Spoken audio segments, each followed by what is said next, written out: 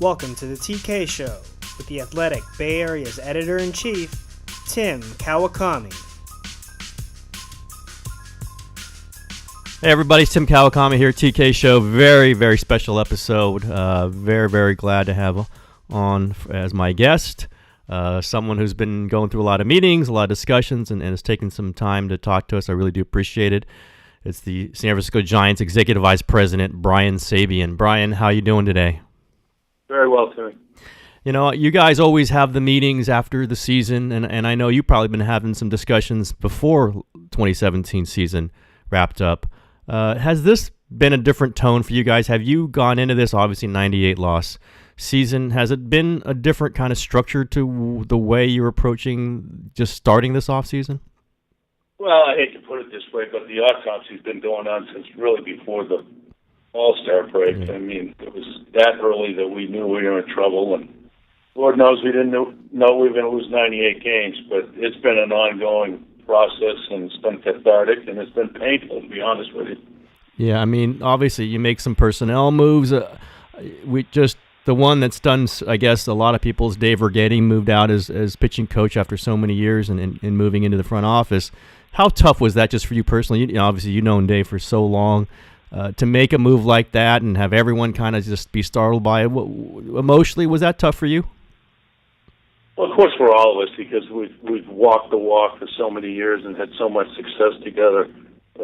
I guess 2 points that really apply. One, Boats really stood by the staff and was very loyal in his comments about them. But as we went through the year and ultimately finished the season, we had an agreement in the front office that it probably was time to freshen things up, and you can define that as you will. And as such, yes, it was painful. You know what? Did you go into this saying this franchise has to change? I mean, literally, is it that general? Things must change in this franchise? Well, I think you've known our MO for years. We pride ourselves in continuity. Yep. and a group that usually stays intact year to year. As the autopsy goes, our troubles really go back to the second half of 2016. And we really, other than the last 10 days of the 2016 season when we went 7-3 in order to clinch the second wild card spot, had really floundered. So it was time to obviously look in the mirror and get past that. What's the goal then? I mean, Brian, obviously to get better players, to win more games, but when you point to what this franchise needs to do this offseason, what are the goals? Well, I think you have to start with what our expectations were. We thought, like a lot of people, we were 86-win team, not a 98-loss team. And it was just a series of events that culminated in that big number. And you have to be realistic. You really have to peel the onion all the way back. And I think through this process, just can't write it off perhaps like, a year in life where it's a lost year. We've got to understand why. We do need upgrades in certain and key positions. High on the wish list is to get younger, more athletic, and play better defense overall. The heavy lifting is going to be what we, forge forward with in terms of those changes against a very hefty payroll as we speak. We're bumping up against the CBT, which next year is going to be 197. We do not have a governor, not to go over that, but there are some severe penalties to be in the CBT for the fourth year in a row. So there's going to be some painful decisions. I guess the best way to put it, we're coming to the realization to do what we need to do to be competitive to start the year and hopefully have that roll into also making some moves at the deadline, is that we're going to have to make some tough choices, and we may have to move some payroll, which means moving some people that, we perhaps under normal circumstances would not. So it's really a deep exercise, and we're not done with the deep dive yet as to how we best go about it. Is the philosophy changing? I mean, obviously the way the park is, and you've won 3 championships with pitching and defense, and the home run power has been something you've kind of put to the side and win games largely without that. Can you say, okay, let's now all of a sudden try to get power? Is that possible right now in the short term? Well, it's a good question, Timmy, because, no, we cannot get away from pitching and defense. And Lord knows the pitching got banged up. The defense, especially in the outfield, was beyond anything we'd seen in recent years. We had kind of relied on an offense in the past. The mantra was score 4 runs, and we had a pretty good chance of winning the game, and that was through timely hitting. But now, to keep up with the game and keep up with the Joneses, we need to do better than that, including somehow adding power. I spoke earlier publicly where I thought if we drill down on really the most acute things that are on the wish list, being center field, third base, and solidifying a bullpen that's been leaky the last 2 years, that was a good start. But, again, back to the question, we know what's going on around us, and we know we can't probably survive with the same MO. It's just how much can you change it in one calendar year or more so to start, the engine running at the beginning of next season. That's going to be, real interesting to see how it all pulls together. Yeah, do you have to sometimes caution yourself not to do too much, or is this a time maybe when you're saying, okay, let's make some moves, let's just change it up some? Well, I think it's all of the above because the fan base.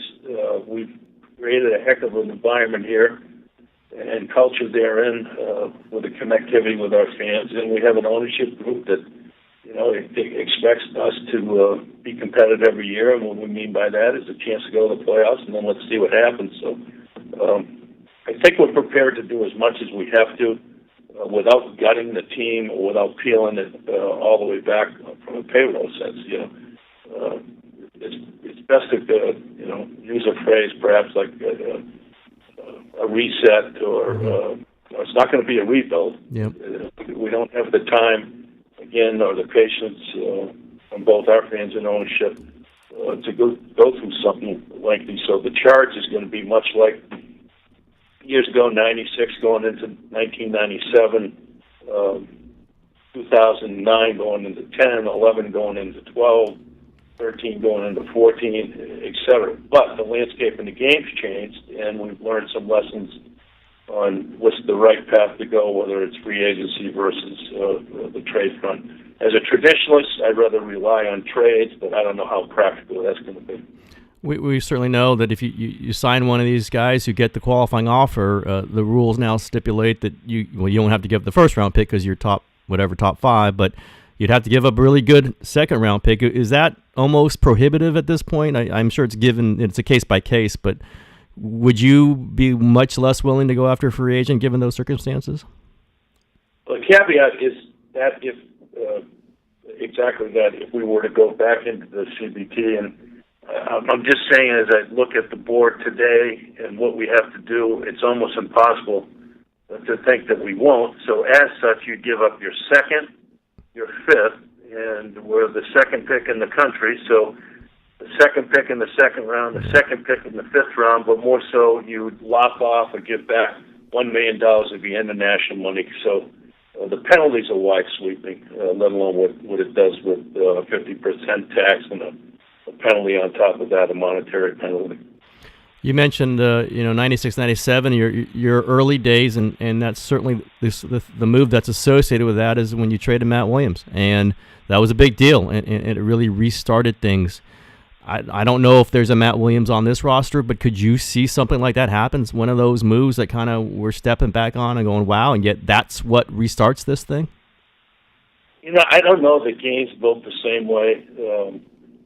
We happen to have a real attentive club in Cleveland back in the day, and looking back, we had quite a return, including the money's coming back to the organization that we used ultimately to sign Darrell Hamilton, God rest his soul. And today's game's a little bit more complicated than that.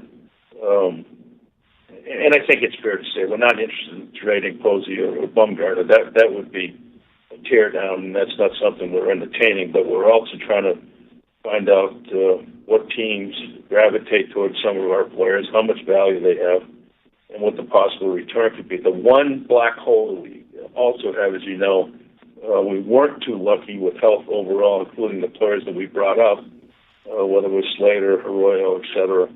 So some of these folks that we saw a cameo out of still need playing time in the minor league. So it's not like the cavalry is immediately going to come with the second line in defense. And I think whether it's Duga, Shaw, we mentioned Slater, we mentioned Arroyo, we have Suarez and Beatty also down in AAA on their ways to being back into the rotation starters at Wars. Folks are coming, but it's not like something that we can ultimately plan for in the immediate future. So that's a little bit of a box to be in also. Yeah, I don't even know if you can comment on this specifically, but Shohei Ohtani, his situation seems to be clarifying, and the money in the new system isn't going to be crazy money to be bidding against. Could you be involved in that? Is that someone that the Giants are looking into? Well, we would hope to if the current rules, which are still being ironed out, because the agreement expired between Major League Baseball and the Japanese leagues, in that under the old rules, the cap on the posting fee was $20 million, as well as in this case, this player is considered an amateur because of his young service time, and also because we've been in the CBT. For instance, we'd only be able to offer him, in terms of signing bonus, $300,000 and then a contract therein. Now, if they would drastically change the rules, or it got jacked up to an open bid, or perhaps his status would change, amateur versus professional, it might be something that would be a reach. But as is constituted now, we'd like to be involved. Are you looking at him mainly as a pitcher, or could he be a two-way player for you? Possible two-way player, but it's a little bit dicey now how you project that immediately. He had a rash of injuries last year, which didn't allow him to be on the mound until late in the year, and played very few games in the field and more or less DH. So this 17 year in Japan was kind of a lost frontier in terms of how that would translate against his possible conversion into the big leagues. But young, athletic, front of the rotation type of starter, as well as the guy that's going to hit and probably will hit immediately in the big leagues. Now, how that would work in the National League as a starting pitcher, I don't know how realistic it would be for him to be a starting player and then pitch at the same time. Lord knows nobody's done it in recent memory. Go all the way back to Babe Ruth, but he is an elite athlete, and that's going to be part of the dance, I'm sure, as people try to recruit him, whatever situation may fit best in terms of his representatives and his wish list. Let me change the subject a little bit to the coaching situation. You obviously made a lot of moves to a staff that we've talked about had been really, really together for a long time. It does raise a question: is Bruce Bochy, the long-term guy here? Obviously, a Hall of Fame manager, 3 champions, cannot argue about what he's accomplished. But as this change is over, do you fully expect that Bruce Bochy at least is going to manage through the 2 years he has remaining on his contract? I would have no reason not to believe that. Again, last year was tough on him, not only from what went wrong with the ball club, but he wasn't at optimum health, and he kind of drug himself to the finish line. Now that he's had the procedure, he's in great spirits, and I think raring to go for next year's turnaround, and has all the energy and wants to be part of all the discussions, which is a good sign. As well as, I think he said it best, this isn't the way he wants to go out. Yep. And, there's a sense of urgency for all of us. We're all accountable, and most of us have 2 years left in the contract. So, our aim is to forget 2017 as quick as we can. Yeah, I was going to ask you the same question then, Brian. Certainly, you've done so much. Do you start thinking, okay, I don't have a lot of time that I need to put into this, or I want to change it over. I'm in it for the long term. What's your approach to after coming through this very tough season? Well, we all serve at the behest of ownership and at their direction. And the one thing I'll say is that we have, I think, a corresponding responsibility over time to each other as well. There's a two-way street as far as loyalty. So we're all appreciative of being Giants. We're all appreciative of the success we've had together, and it's not like we want to be anywhere else. But again, the next two years are going to be telltale as to how we reposition this organization to get back into our winning ways, and it's going to take all of us. Giants have always used metrics, since they've come into vogue. I know you have people who almost specifically are in charge of that. Do you think this is going to be a more of a lean in looking at the spin rate, launch angle, all the things that we've seen recently? Is it something that even you personally are embracing more than you've had in the past? Well, the information is only as good as how receptive the manager, the coaching staff, and ultimately the players are. But there's too much good information out there on how to make a pitcher more consistent and make adjustments during the season as well as hitters.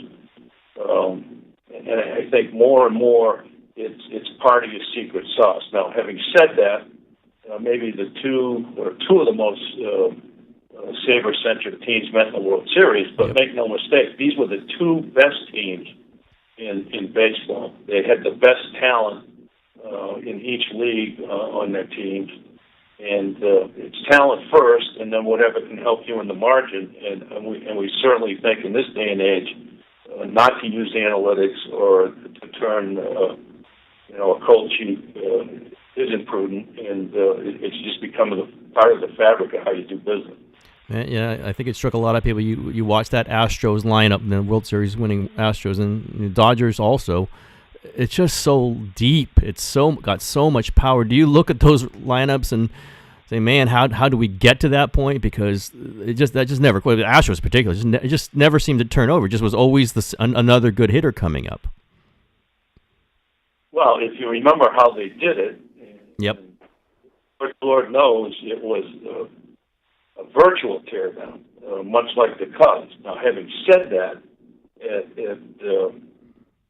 every turn, I can't say enough about both front office, being the Cubs and Jeff Lynn on Houston. You had to make a lot of right personnel decisions, starting with the draft and international signings and what your development people did to position these folks to be ready at such a young age to contribute.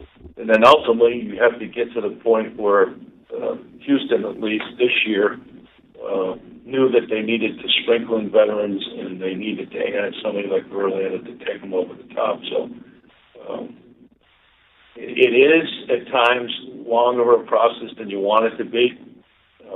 I don't know that you can, this day and age, just flip the script and go from average talent to elite talent. It does take a certain amount of patience there, but that's one of our goals. We just have to get a better and deeper roster, and that's to be defined. But we kind of look at things first in-house, what you can control. Second, our division, which the Dodgers are not going away. They've got a handle on winning the division, I think, 5 years in a row now. And then if you watch Arizona's turnaround as well as Colorado's, all of a sudden there's three teams that we're competing against, which in the past probably has only been year to year the Dodgers. Again, I go back to what I said earlier. This is going to be a heavy lifting exercise, but we'll figure it out. I go back to that Matt Cain final start. I was there for it. It was very emotional, and I just struck. It did feel like the end of something. I mean, obviously you have a new era starting, you do new things, but having him say goodbye, and Lincecum went earlier, and just those two guys really, for a lot of people, I think represented, along with Buster, along with Bumgarner, but those two guys, those two pitchers really seem to symbolize a lot about this era. Did you feel like it was sort of a goodbye to an era? You obviously want to do new things, you want new players and new successes, but did that emotion strike you as you're watching Cain throw for a final time? Well, it was a gut check for all of us because of what he meant. He was the first to break through that first wave, which was our pitching side of what the draft and development produced, and then the position player side was Buster and that troop. And to think really now both sides of the coin, we're really watching Bumgarner's contract wind down, and Posey's getting up in age, and you realize how long he's been around, and he does have 3 rings. And we're all interested to see what this next wave can do. It's just not that it's as poised as perhaps in the past when the other 2 waves hit the beach, and that's going to be a challenge for us. It'll be a challenge for us come spring training, what we can do to get these guys in a real good position to take it to the next level and hopefully help us in 2018, but also going forward, because when you get a payroll as hefty as ours over time, and you're bumping this luxury tax, Lord knows to balance the books, you got to have younger players being introduced in the mix almost every year, and not in big numbers, but at least a handful at a time, and we just haven't had that luxury in the last couple of years. Do you expect any contract extension talks with Bumgarner this offseason? That's a good question. I think we got to get this team right to start the year, and then after that, perhaps you get to that on the wish list. But currently, I don't want to say we're too distracted, but this exercise is more important than people that are already under contract. The other question is, obviously, Buster went through a lot of things and did not catch a ton of games this season. Could you see him going maybe half-half? We've talked about this forever, but, first base half the time, catching half the time? Well, if he did, and it kind of worked 2 ways. In some ways, he didn't catch a lot last year because we had the luxury of plugging in Hundley and not having to beat up Buster, and we lost Belt for the season. But to answer the question, if Buster doesn't catch, I don't know how you get a comparable animal that we need in this type of turnaround to be the catcher, him play first base more, or let's say he is the first baseman, and then Belt coming off the concussion syndrome. What happens to Belt? So as we're constituted, he's our catcher. That's what Boch is more comfortable penciling his name in the lineup as, and I think if you talk to Buster, he takes pride in it. Yep. He's still one of the best in the business, whether it's calling a game or catches ERA or framing, you name the way to look at the position. So we're lucky to have him as a franchise player because it's impossible to find catching, as you know. Yeah, absolutely. Another Silver Slugger. I mean, it just the awards pile up for him. Exactly. With nobody around him. I mean, the last 6 weeks, unfortunately, we were running out split squad lineups at times, and it's amazing that he was able to have that kind of production because nobody certainly hitting in front of him or behind him, and he was kind of a lone wolf. Well, Brian, I appreciate this, and I will end this with a lighter note. I think I've asked you this before, but I'll ask you again because I just love talking to people about this. Brian, what's your favorite restaurant? Since I'm in Scottsdale, I'm going to have to say it's Italian. It's Casamia. Okay.